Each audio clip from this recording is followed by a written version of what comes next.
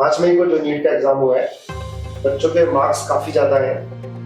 मेरे को याद है मैंने नीट से एक दिन पहले भी टेस्ट दिया था। मेरा स्कोर शायद 680 था, 675 था शायद। अच्छा था और फाइनली वही हुआ, 700 दिया ही नहीं। ठीक है। और मेरे को याद है नीट वाले दिन मैं जा रही थी ना, थोड़ा सा एंजाइटी नाम का फोन आया तो सोचने की टेंशन तो नहीं ले रही, और ना पापा ने बोला कि ऐसे जाइए प्राइवेट में एडमिशन करवाना है, ऐसे जाइए प्राइवेट में होगा तेरा एडमिशन। सिर्फ ओवर थिंकिंग लगे रहना या मोबाइल में लग जाना, तो डिप्रेशन टेंशन आती है। लेकिन 1 घंटा एक्सरसाइज भी बड़ा ज्यादा जरूरी है। 5 मई को जो नीट का एग्जाम हुआ है, बच्चों के मार्क्स काफी ज्यादा है। जो कट ऑफ है पिछले साल से मुझे लगता ज्यादा जाने वाली है, और बच्चों ने मेहनत भी बहुत की है। खाली जेनेसिस के नहीं, ऐसा लगता है पूरे भारत के बच्चों ने बहुत मेहनत की है। लास्ट ईयर जो कट ऑफ गया है वो 612 नंबर कट ऑफ गया। इस बार कट ऑफ कुछ ज्यादा जाने की उम्मीद है, लेकिन बच्चों के मार्क्स भी काफी ज्यादा है। इसका मतलब बच्चों ने पढ़ाई बहुत अच्छी से की है। और फर्क थोड़ा इसका भी पड़ा है कि जो इस बार 30% सिलेबस कम हुआ है, रिड्यूस हुआ है, और बच्चे भी फोकस ज्यादा हो गए। मेन जो कंट्रीब्यूशन जाता है वो मुझे लगता है टेस्ट और डिस्कशन पे जाता है ना। टेस्ट बहुत सारे दिए, हंसते खेलते दिए, और जरूरी बात यह है, मैंने ये देखा है इस साल या पिछले सालों में भी, जो लास्ट तक बच्चे टेस्ट देते रहे, डिस्कशन करते रहे, और जिन बच्चों में लीडरशिप क्वालिटी की सबको साथ लेके चलते गए, वो सारे सेलेक्ट होते गए। किसी एक पेरेंट ने मेरे पास फोन आया था, इस तरह का माहौल क्रिएट कर दो ताकि, क्योंकि नीट एक सिंगल एग्जाम है। बच्चों के 2 साल तैयारी कर रहा है, कोई 3 साल तैयारी कर रहा है, कोई 4 साल से तैयारी कर रहा है, और एक ही दिन उसका भविष्य जो है डिसाइड हो गया है। तो बड़ी घबराहट सी हो जाती है। तो लेकिन क्या हुआ, इस बार जो माहौल ऐसा रहा कि हमने स्कूल में भी उसी माहौल में टेस्ट कराया, और सेंटर में भी इसी माहौल में किया, और बच्चों ने तो भाई साहब ऐसे लगे दुनिया भर के टेस्ट उन्होंने सॉल्व किए रेगुलर, और हंसते खेलते किए। जैसे इनके चेहरे, ये मैं क्लास 11 से देख रहा हूँ, ये हंसते ही रहे सारे के सारे। और इस बार 360 एवरेज बच्चे थे जिन्होंने दिया टेस्ट, जो रेगुलर रहे। 360 में से 150 बच्चों के 600 से ऊपर, लगभग 80 बच्चों के 650 से ऊपर आ रहे हैं, और लगभग 4 या 5 बच्चे के 700 से ऊपर मार्क्स आ रहे हैं। तो आज कुछ बात करेंगे, बच्चे बैठे हुए हैं, और ये पिछले 2 साल से हमारे साथ रहे हैं, 12th के साथ क्वालिफाई किए हैं। तो 4 ही हैं, पर इनके बैच में लगभग 40-45 बच्चे थे।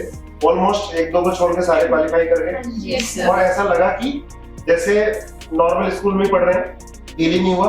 मैंने कभी चेहरा किसी का मायूस नहीं देखा, है ना। वो सारा श्रेय जाता है पूरी टीम को, है ना, सारी बातें डिस्कशन करना। कैसा रहा ये 2 साल का सफर?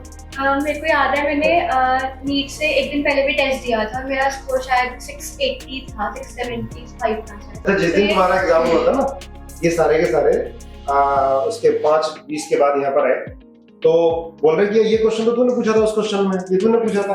तो मैं बोल रहा था कि सारे सर ऐसे लग रहे थे जैसे सारे क्वेश्चन हमने डिस्कस कर चुके हैं पहले से। ये टेस्ट और डिस्कशन का फर्क पड़ता है, और जो ग्रुप ही नहीं बना पाते, अलग ही बैठे रहते हैं, वो कहीं ना कहीं गड़बड़ कर जाते हैं। तो जो डिस्कशन का बहुत बेनिफिट हुआ है ना। और जैसे मतलब हमने टेस्ट दिए ना इतने सारे, तो ऐसे टेस्ट देते देते फ्लो में टेस्ट नीट का पेपर भी हो गया कि मतलब ऐसे कुछ वो नहीं लगा कि अलग से प्रेशर आया है या अलग से कुछ वो आया है। तो मतलब बस जैसे हम देते जा रहे थे वैसे वैसे होता जा रहा था।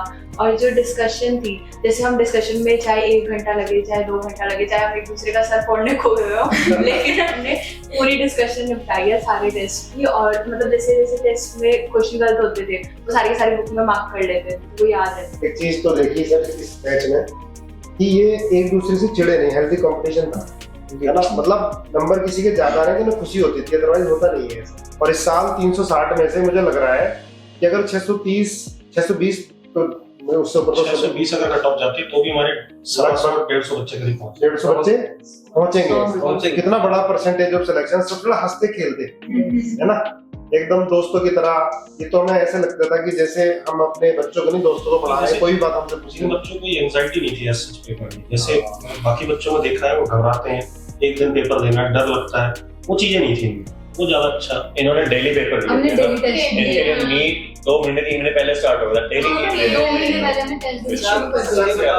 कोई ऐसा क्वेश्चन था जो आपके सामने से ना गुजरा? नहीं, सारे इवन जब आप टेस्ट देने जा रहे थे नीट के एग्जाम के तो सर 2 दिन पहले ये मिलने आए थे, मैंने ऐसे एक क्वेश्चन पूछा, मुझे लग रहा था कि आ सकता है, और एग्जैक्टली वही क्वेश्चन आया।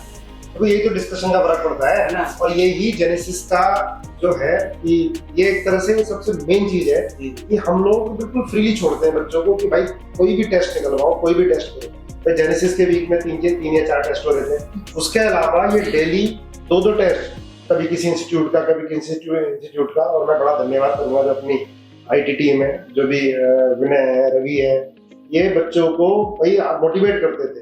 आप कितने भी टेस्ट दो, उसका बहुत बेनिफिट हुआ। जैसे और कुछ बच्चों को जो इस समय जिनके तुम्हारे कुछ फ्रेंड्स हैं जिनका नहीं हो पाए, तो उनको क्या सजेस्ट करोगे? मतलब अगर जैसे हम लोग चलते हैं तो मतलब जैसे लाइफ में कुछ पार्ट्स होते हैं कि जैसे कभी कुछ हो जाता है, फिर उसके बाद हमेशा एक अच्छी चीज हो सकती है कि आपके बाद जैसे सपोज आप किसी इंटरव्यू में जाते हो, अगर इंटरव्यू नहीं होता है तो हो सकता है कि आपके लिए बेटर अपॉर्चुनिटीज हो, आपके लिए ज्यादा पेइंग वाली जॉब हो आगे।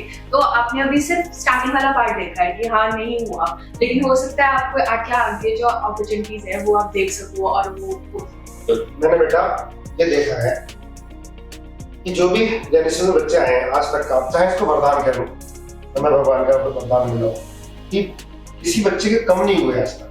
कम हुए हो तो मुझे पता नहीं सर, हमसे मिला नहीं हो। चाहे वो आईआईटी के ड्रॉपर बैच में हमारे या मेडिकल में, आज तक किसी के नहीं बढ़े। उसका सबसे बड़ा रीजन है हैप्पीनेस। चलो मयंक भी आ गया, मयंक की बात हो रही थी।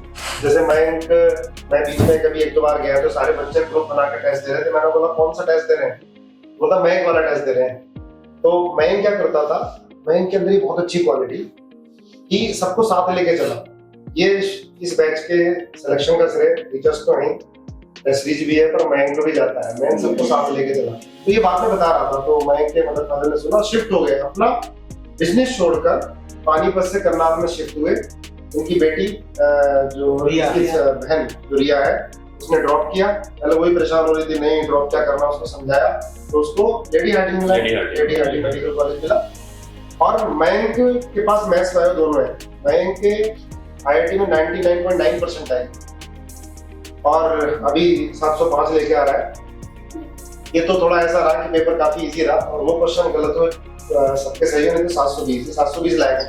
जो भी सारे हमारे बच्चे बैठे हैं ना, मुझे लग रहा है कि पेपर तो 720 का ही आता था, लेकिन थोड़ा खुशी में यार पेपर इतना आसान हो गया, इतनी जल्दी हो गई।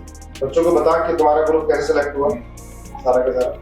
जैसे हम ऑलमोस्ट मतलब हर डे हम टेस्ट देते थे, लास्ट में आते थे लास्ट डे तो जो भी हम टेस्ट देते थे उसकी मतलब हम डिस्कशन करके जाते थे, चाहे तो 6:30 बजे या 7 बजे, क्योंकि फिर अगले दिन पे अगर उसको छोड़ देते फिर वो पिछला टेस्ट हमारा पेंडिंग रह जाता है। ऐसे डाउट्स इकट्ठे होते जाते हैं। तो हम पहले कोशिश करते थे कि आपस में ग्रुप बना के, जैसे अगर 15 बच्चे टेस्ट दे रहे तो 5-5 के 3 ग्रुप बना लिए और आपस में डाउट निकालिए। फिर जो कॉमन डाउट होते थे आपस में फिर मिलकर डिस्कस करते, फिर बच्चे डाउट्स टीचर को लेके जाते थे। फिर ऐसे मतलब हमारे सारे कंसेप्ट उन डाउट्स की से रिवाइज हो जाते थे। वो टेस्ट से तो मदद मिली है। फिर जितना टाइम बचता था घर जाके सेल्फ स्टडी के देते थे। अच्छा, मयंक मेडिकल के साथ साथ आईआईटी क्वालिफाई करना और आईआईटी में भी 99.9% आई, बड़ी बात है अपने आप में। और सारे ओलंपियाड क्वालिफाई किए, सेकंड लेवल ओलंपियाड भी क्वालिफाई किए। उनका पूरा ग्रुप अमित भी था, ये मेडिकल के भी टेस्ट देना, नॉन मेडिकल के टेस्ट भी देना। तो ये कैसे मैनेज किया? जैसे फिजिक्स केमिस्ट्री तो मतलब केमिस्ट्री तो मैं पूरा एडवांस के लिए मतलब देता था टेस्ट। तो एनसीईआरटी पढ़ रखी थी केमिस्ट्री की मैंने, और उस एनसीईआरटी से मेरे क्वेश्चंस एडवांस के सोल्व हो जाते थे अगर ढंग से पढ़ रखी हो। अच्छा, मैं रोकना चाहूंगा कि एनसीईआरटी ढंग से पढ़ रखी हो तो एडवांस भी क्वालिफाई होता है। तो केमिस्ट्री की एनसीईआरटी तो एडवांस लेवल तक लेके जा सकती है हमें। तो केमिस्ट्री की एनसीईआरटी को कभी नेग्लेक्ट नहीं करना चाहिए। और फिजिक्स जैसे मेरे को थोड़ी अच्छी लगती थी तो मैंने उसको थोड़ा मतलब एक्स्ट्रा पढ़ना चाहा। बाकी जो नवनीत सर क्लास में कराते थे क्वेश्चन थोड़े अच्छे लेवल पे थे तो उससे मदद मिल जाती थी। और मैथ्स मैंने थोड़ा सा मतलब अलग से थोड़ा टाइम दिया, चैप्टर ढंग से पढ़ लिए थे। और अगर ढंग से कंसेप्ट पढ़ रखे हो तो उससे क्वेश्चन हो जाते हैं। क्योंकि जब मैंने मेन दिया था फिजिक्स केमिस्ट्री मुश्किल से हार्डली 100 घंटा 1 घंटा लेती है। तो मैथ्स के अंदर ऐसा था कि अगर कंसेप्ट पता थोड़ी मेहनत करके आंसर तक पहुंच सकते हैं। तो मैंने बचा हुआ टाइम मैथ्स को दिया, उसकी वजह से मैथ्स भी अच्छा स्कोर आ गया। चलिए, कोई भी इंस्टीट्यूट जो होता है ना वो बच्चों की वजह से होता है। कोई भी संस्थान आईआईटी कोई नंबर 1 है तो जहाँ पर टॉपर्स जाते हैं, अच्छे बच्चे जाते हैं।